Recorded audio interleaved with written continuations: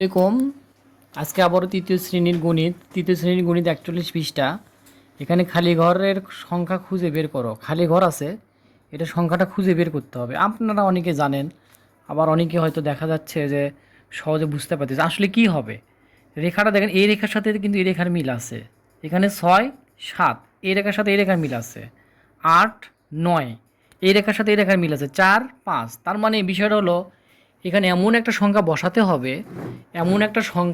হবে, যেন 4-এর সাথে 1 যোগ করলে আমরা 5 পাই, 4-এর সাথে কিছু যোগ করলে এটা পাই, আবার 8-এর সাথে কিছু যোগ করলে এটা পাই। মানে একটা সংখ্যা বসাবো যেন সব দিকে আমার মিলে যায়। বিষয়টা এমন হবে যে বিষয়টা যদি যদি দেখেন আমরা এখানে 1 বসাই তাহলে কি দাঁড়ায়, দেখেন 8-এর সাথে 1 যোগ করলে 9, 4-এর সাথে 1 যোগ করলে 5, 6-এর সাথে 1 যোগ করলে 7। এটাই হবে আমাদের কাঙ্ক্ষিত অ্যান্সার।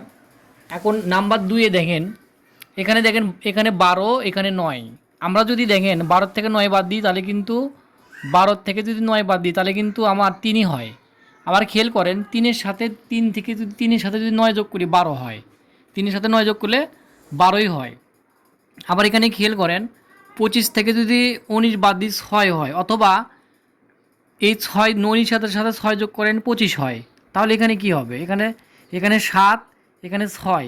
আমরা বিয়োগ করে দেখতে পারি, এখান থেকে যদি 7 বাদ দিই তাহলে 6 হয়।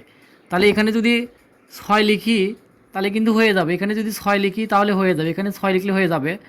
13-র সাথে, মানে এখানে 13 থেকে 6 বাদ দেন তাহলে 7 হবে। আবার 7-এর সাথে যদি আমরা এই যে 7-এর সাথে যদি আমরা 6 যোগ করি তাহলে কিন্তু আমাদের 13 হয়। এখানে 7, এখানে 6, 6 6 12, 11 13 মিলে গেছে। এই ফাঁকা ঘরটা এমন করেই করতে হবে আমাদের। তো আমার মনে হচ্ছে আপনারা, আশা করছি বুঝতে পারছেন এই অঙ্কটা। যদি ভালো লাগে লাইক শেয়ার কমেন্ট করে নেক্সট অঙ্কগুলো কন্টিনিউ করেন। ভিডিও আসবে ইনশাল্লাহ ভিডিও আসবে।